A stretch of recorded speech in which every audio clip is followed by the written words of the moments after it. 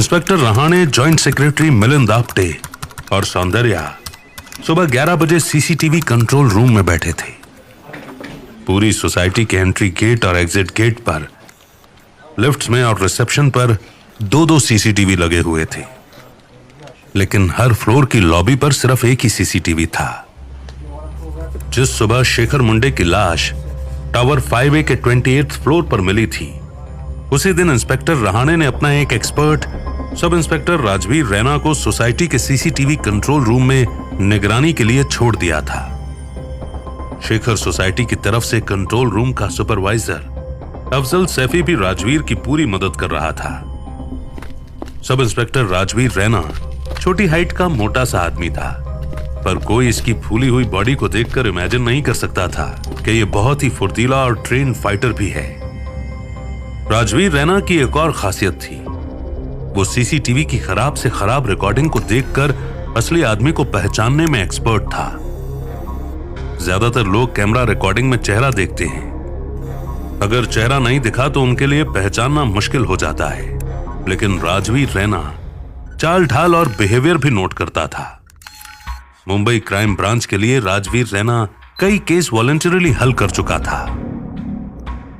पिछले 3 दिनों में राजवीर रैना ने सीसीटीवी के बारे में कई बातें जानी थी। कुछ अनोखी घटनाएं भी उसे देखने को मिली थी और उसी रिकॉर्डिंग में कई बार एक काला साया भी नजर आया था। राजवीर ने इंस्पेक्टर रहाणे की तरफ देखा। रहाणे साहब, मेंटेनेंस की वजह से टावर 2A का 20th फ्लोर, 3B का 27th फ्लोर, 5B का 2nd फ्लोर और टावर 5A का 28th floor CCTV footage coverage नहीं ले रहा है। राजवीर ने सौंदर्या की तरफ देखा। इंस्पेक्टर रहाणे ने उसे तसल्ली दी कि वो खुलकर बोल सकता है। डर मत रहना, जो बोलना है खुलकर बोल। 5A 28 फ्लोर का सीसीटीवी उसी दिन बंद हुआ था जिस रात को मिस्टर मुंडे की शेखर साहब की डेथ हुई। अगर कातिल ऐसा नहीं करता तो नेक्स्ट डे पकड़ा जाता ना। अरे इसी से क्लियर होता है कि मर्डर किसी भूत प्रेत या राक्षस ने नहीं, किसी इंसान ने किया है। तभी तो उसने कैमरा ऑफ किया था या करवाया, क्योंकि सीसीटीवी कंट्रोल रूम का एक्सेस ऐसे ही किसी राह चलते आदमी को तो नहीं मिल सकता ना सर। इंस्पेक्टर ने तुरंत मिलिंद आप्टे की तरफ देखा। मुझे इस बारे में फर्स्ट हैंड नॉलेज नहीं है। सोसाइटी से रिलेटेड सारा सुपरविजन सिर्फ मिस्टर रॉबिन पॉल ही करते थे। सर, ये रॉबिन पॉल जो सेक्रेटरी था, उसके फ्लोर का सीसीटीवी भी ऑफ था, बल्कि उसके फ्लोर का सीसीटीवी तो 1 महीने से बंद था। How is this possible? पापा ने स्ट्रिक्ट रूल बनाया था कि कुछ भी हो जाए सिक्योरिटी में कॉम्प्रोमाइज नहीं करना है। 24 आवर्स सर्विस के लिए सारे मेंटेनेंस वर्कर्स यही रहते हैं। फिर कैसे? मिलिंद ने सौंदर्या की तरफ देखा। फिर तो इसका एक ही मतलब है मैडम, रॉबिन खुद नहीं चाहते थे कि उनके और बाकी फ्लोर्स पर मॉनिटरिंग हो।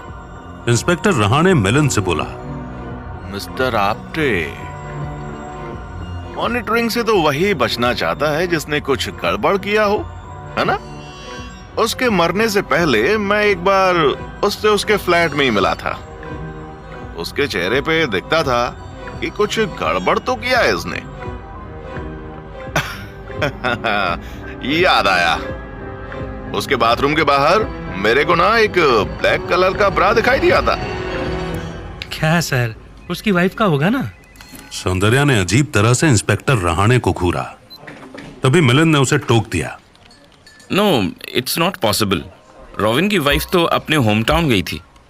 अभी जब रॉबिन की डेथ हुई तो सोसाइटी से ही उसको कॉल गया। मंजे, इसका किसी के साथ टाका भिड़ा था। राजवीर ने इंस्पेक्टर का ध्यान स्क्रीन पर किया। उसमें रात की एक रिकॉर्डिंग दिख रही थी, जिसमें एक काला साया स्टेयर्स के रास्ते से आगे बढ़ रहा था। सर, अगर मैं मार्क करूं तो ये शैडो कई जगह दिखी है मेरे को।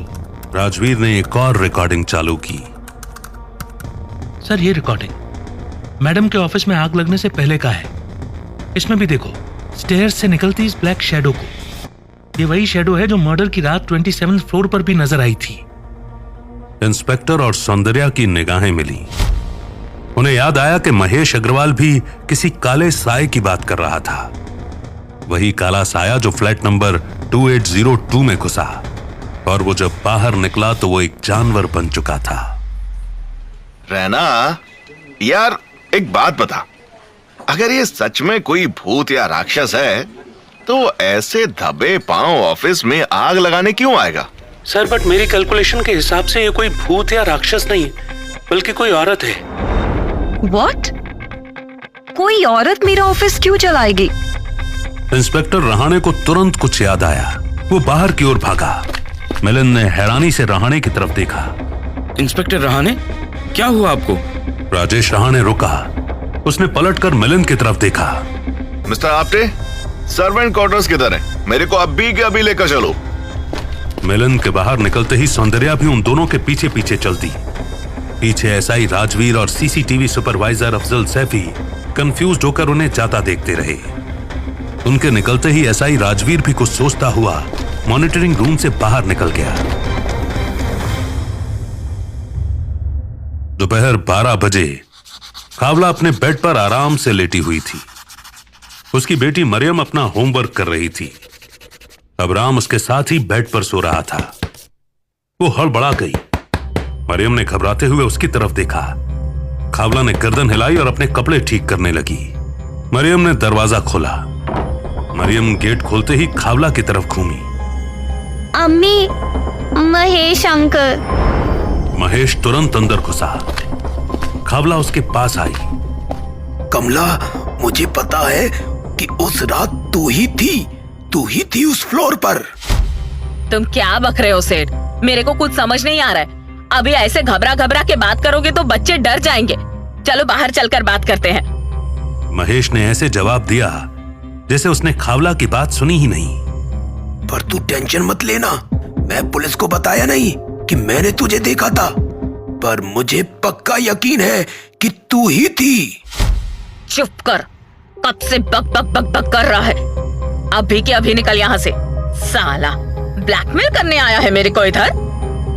महेश ने झट से उसका हाथ पकड़ लिया। छोड़ मुझे छोड़ मादर। कुतिया साली, तेरा बेटा बच गया तो भाव खाती है। मेरा बेटा मर गया तो मैं पक पक करता हूँ। हरामजादी, मैं तुझे बताने आया था कि खिसक ले, पुलिस तेरे बारे में पता लगा ही लेगी। तेरी ये अदाएं है ना, इनसे तू इंस्पेक्टर राणे को नहीं पटा पाएगी, समझी? महेश का ऐसा बदला हुआ रूप देखकर मरियम सर से पांव तक कांप गई। खावला ने तुरंत अपना हाथ छुड़ाया और मरियम को लेकर रूम से बाहर निकलने लगी, पर उसे तुरंत उल्टे पैर वापस आना पड़ा। बाहर मिलन, सौंदर्या और इंस्पेक्टर रहाणे खड़े थे। आया तो मैं इस बाई के लिए ही था, पर अभी तुम मिस्टर महेश अग्रवाल, चलो आओ, तुम्हें पुलिस स्टेशन घुमा कर लाता हूं। चलो आओ।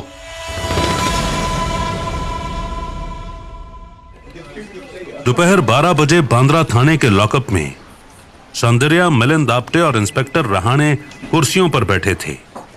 वहीं महेश अग्रवाल और खावला लॉकअप की बेंच पर बैठे थे। खावला टेंशन में अपने नाखून खा रही थी। उनके सर के ऊपर एक बल्ब जल रहा था। इंस्पेक्टर रहाणे सबसे पहले बोला, ए, मिस्टर महेश अग्रवाल, अभी तो तुम हमारे साथ मस्त 5 स्टार में होकर आया ना।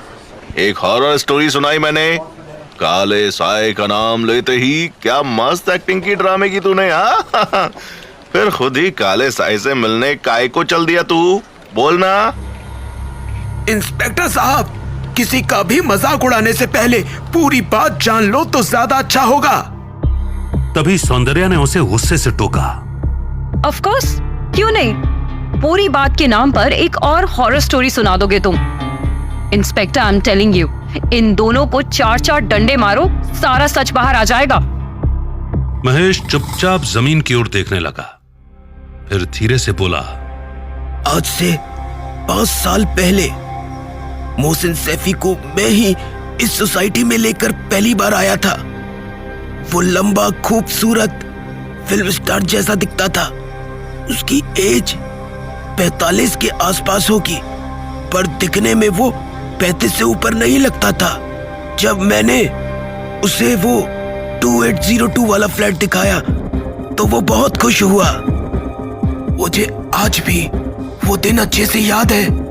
फ्लैट देखकर मोहसिन की आंखों में एक चमक आ गई थी। फ्लैट तो मस्त है ही, ऊपर से महेश तू भी इसी सोसाइटी में रहता है तो समझ ले फ्लैट डबल मस्त है। तू मुंडे साहब से बात कर ले, मैं टोटल पेमेंट एक साथ कर दूंगा, पैसे का कोई वांदा नहीं। फिर 15 दिन बाद ही वो इधर सोसाइटी में शिफ्ट हो गया। उसकी माँ और वो बस 2 ही लोग थे। सुबह से रात वो अपने अंधेरी वाले रेस्टोरेंट में बिजी रहता था, पर दोपहर में इधर खाना खाने के वास्ते आता था। खाने का बहुत शौक था उसको। उसकी अम्मी खाना बनाती भी बहुत टेस्टी थी। मेरे को भी अक्सर खाने पे बुलाता था। खाने के अलावा उसको कुछ पसंद था तो वो था बच्चों के साथ खेलना, उन्हें पढ़ाना। वो शाम को 1 घंटा रेस्टोरेंट जाने से पहले बच्चों को फ्री में पढ़ाता था। सोसाइटी के बहुत से रेजिडेंट अपने बच्चे लोग को उसके पास पढ़ाने भेजते थे। मेरा अपना बच्चा, मेरा रोहन, वो भी मोहसिन के पास पढ़ने जाता था। पहले 4 साल तो सब सही रहा। फिर पिछले साल एक शाम अचानक रोहन मेरे पास रोता रोता वापस घर आया। उसने बताया कि मोहसिन ने डांटा उसको और ये भी बोला कि बिना फीस लिए अब वो किसी को नहीं पढ़ाएगा। मोहसिन किसी बच्चे को डांटे, ये मैं सपने में भी नहीं सोच सकता था। मैं उससे उस रात मिलने गया। वो बेड पर लेटा हुआ था। उसकी अम्मी किचन में खाना बना रही थी। मैं मोहसिन के पास गया।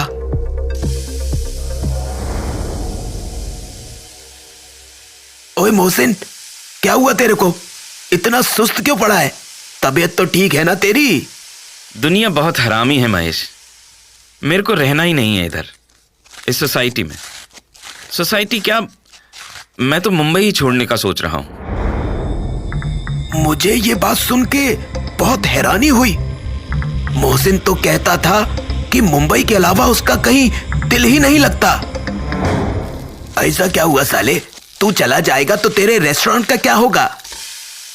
कौन सा रेस्टोरेंट? खाक हो गया मेरा रेस्टोरेंट। किसी ने 1 हफ्ता पहले ही जला दिया उसको।